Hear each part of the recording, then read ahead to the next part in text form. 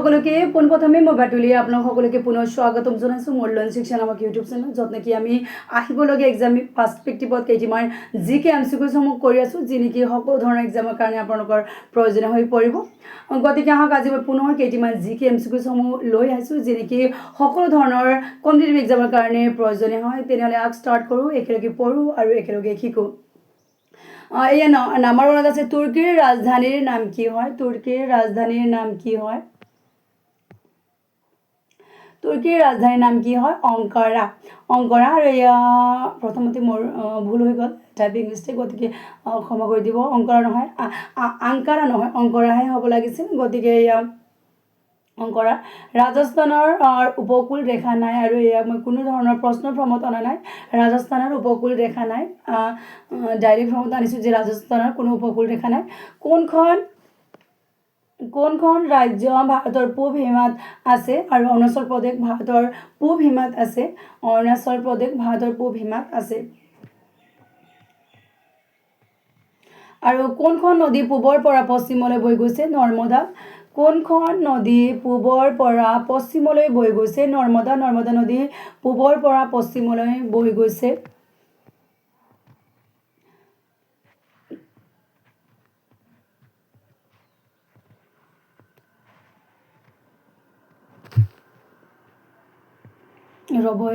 কোনখন নদী পূবৰ পৰা পশ্চিমলৈ বৈ গৈছে নৰ্মদা তলৰ কোনখন ৰাজ্য ভাৰত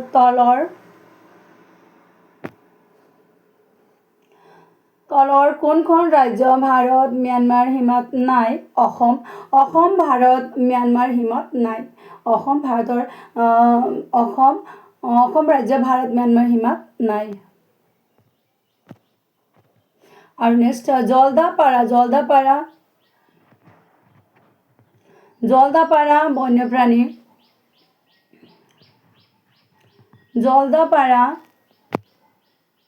জলদাপাৰা বন্যপ্ৰাণী অভয়াৰণ্য ক'ত অৱস্থিত জলদাপাৰা বন্যপ্ৰাণী অভয়াৰণ্য ক'ত অৱস্থিত আৰু এয়া আপোনালোকৰ পশ্চিম বংগত ৱেষ্ট বেংগলত জলদাপাৰা বন্যপ্ৰাণী পশ্চিম বংগ ৱেষ্ট বেংগলত অৱস্থিত উত্তৰাখণ্ডৰ ৰাজধানীৰ নাম কি হয় দেহৰাদুন উত্তৰাখণ্ডৰ ৰাজধানীৰ নাম হৈছে দেহৰাদুন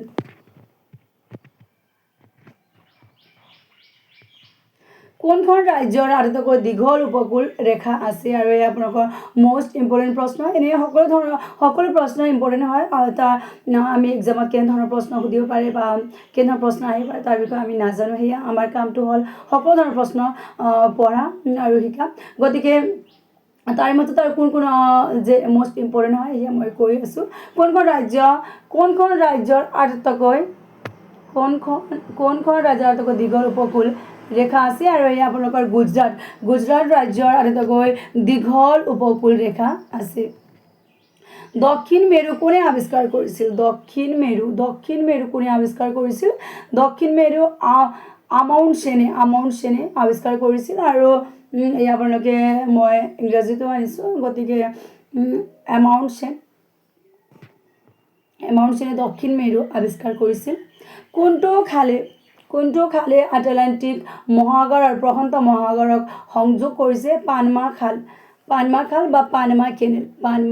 বা পানমা কেনেল ইংৰাজীত হ'ব পানমা খালে আটলাণ্টিক মহাসাগৰ আৰু প্ৰশান্ত মহাসাগৰক সংযোগ কৰিছে নীল নদীৰ দান বুলি কোনখন দেশক কোৱা হয় আৰু এয়া আপোনালোকৰ মোষ্ট ইম্পৰ্টেণ্ট প্ৰশ্ন হয় যে নীল নদীৰ দান বুলি কোনখন নদী কোৱা হয় ইজিপ্তক নীল নদীৰ দান বুলি কোৱা হয়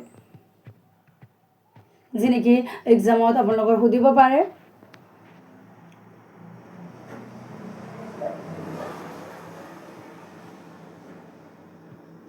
ভূটানৰ ৰাজধানীৰ নাম কি হয় ভূটানৰ ৰাজধানীৰ নাম হ'ল আপোনালোকৰ ভূটানৰ ৰাজধানীৰ নাম কি হয় থিম্পু ভূটানৰ ৰাজধানীৰ নাম হ'ল থিম্পু বৈকাল হ্ৰদ কোনখন দেশত আছে বৈকাল হ্ৰদ ৰাছিয়াত আছে বৈকাল হ্ৰদ কোনখন দেশত আছে বৈকাল হ্ৰদ ৰাছিয়াত আছে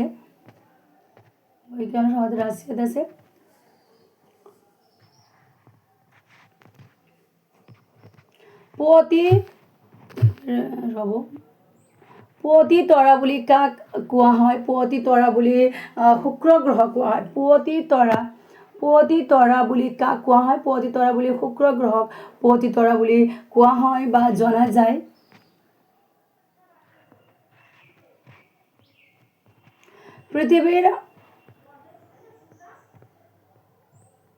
পৃথিৱীৰ আটাইতকৈ সৰু মহাদেশৰ নাম কি হয়? পৃথিৱীৰ আটাইতকৈ সৰু মহাদেশৰ নাম কি হয়? আৰু অষ্ট্ৰেলিয়া হয় পৃথিৱীৰ আটাইতকৈ সৰু মহাদেশৰ নাম অষ্ট্ৰেলিয়া।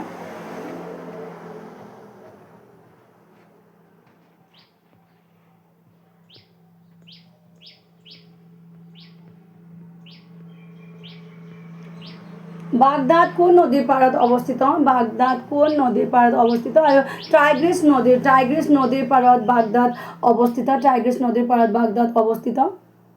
বংগৰ দুখ বুলি কোনখন নদীক কোৱা হয়? এয়া আপোনালোকৰ মষ্ট ইম্পৰ্টেণ্ট প্ৰশ্ন যে বংগৰ দুখ বুলি কোনখন নদীক কোৱা হয়? দামোদৰ নদীক বংগৰ দুখ বুলি কোৱা হয়। আৰু কেইবাটাও কম্পিটিটিভ এক্সামত এয়া প্ৰশ্ন আপোনালোকৰ অহা দেখা গৈছে যে বংগৰ দুখ বুলি কোনখন নদীক কোৱা হয়? বংগৰ দুখ বুলি দামোদৰ নদীক কোৱা হয়।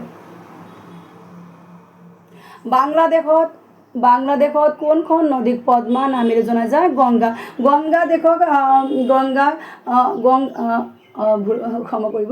গংগাক বাংলাদেশত পদ্মা নামেৰে জনা যায়। আৰু গংগাক কেইবাটাও দেশৰ মাজেৰে পাৰ হৈ যায়, এই বিভিন্ন ধৰণৰ নাম জনা যায়। তাৰ ভিতৰত এটি হ'ল বাংলাদেশত গংগাক পদ্মা নামেৰে জনা যায়।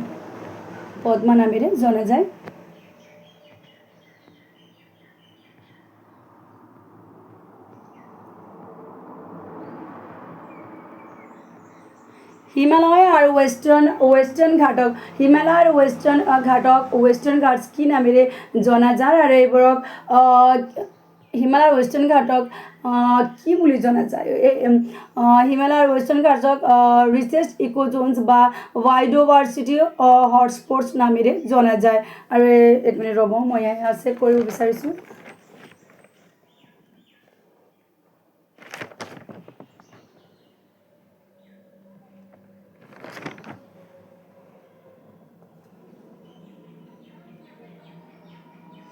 হিমালয় ৱেষ্টাৰ্ণ ঘাটছক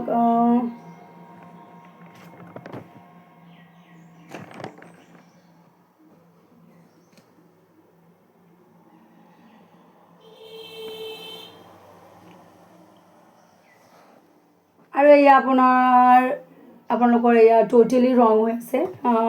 ৰিচেছ ইক'জ'নছ বা বায়'ডাইভাৰ্চিটি হটস্পটছ নামেৰে জনা যায়। এই প্ৰশ্ন মই পিছত চাই কৈ দি আছোঁ। এই যে এনেইতো ৰিচেছ ইক'জ'নছ নামেৰে জনা যায় বা বায়'ডাইভাৰ্চিটি হটস্পটছ নামেৰেও জনা যায়। এয়া মই কিবা ভুল হ'লে আপোনালোকক জনাই দিম। গতিকে হিমালয় ৱেষ্টাৰ্ণ ঘাটছক ৰিচেছ ইক'জ'নছ বা বায়'ডাইভাৰ্চিটি হটস্পটছ নামেৰে জনা যায়। কোনে আৰু কেতিয়া ভাৰতীয় জাতীয় পতাকা ডিজাইন কৰিছিল? আৰু জাতীয় পতাকা আমাৰ দেশৰ জাতীয় পতাকা নেকি কোনে আৰু কেতিয়া ডিজাইন কৰিছে? আৰু এয়াও মষ্ট ইম্পৰ্টেণ্ট প্ৰশ্ন হয় আপোনালোকৰ, কোনে আৰু কেতিয়া ভাৰতীয় জাতীয় পতাকা ডিজাইন কৰিছিল? পিংগলি ভেংকায়ে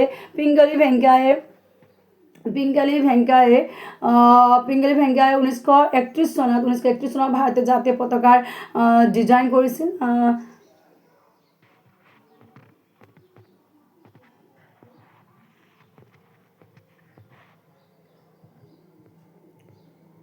ভাৰতীয় জাতীয় পতাকা কিমান চনত চৰকাৰীভাৱে গ্ৰহণ কৰা হৈছিল? ভাৰতীয় জাতীয় পতাকা বা ৰাষ্ট্ৰীয় পতাকা বুলি কিমান চনত গ্ৰহণ কৰা হৈছিল? এয়া প্ৰশ্ন আপোনালোকৰ। আৰু উত্তৰ হয় 22 জুলাই 1947 চনত। এয়া আপোনালোকৰ বহুত ইম্পৰ্টেণ্ট প্ৰশ্ন হয় যে ভাৰতীয় জাতীয় পতাকা ৰাষ্ট্ৰীয় পতাকা কিমান চনত চৰকাৰীভাৱে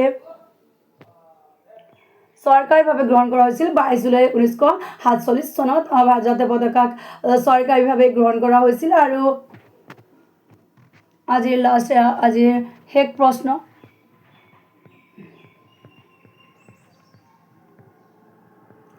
হ'ল পৃথিৱীক কি বুলি জনা যায়? এয়া আপোনালোকৰ আজিৰ অন্তিমখন প্ৰশ্নৰ পৃথিৱীক প্ৰচুৰ পানীৰ উপস্থিতিৰ বাবে নীল গ্ৰহ ব্লু প্লেনেট বুলিও জনা যায় পৃথিৱীক কি বুলি জনা যায় পৃথিৱীৰ প্ৰচুৰ পানীৰ উপস্থিতিৰ কাৰণে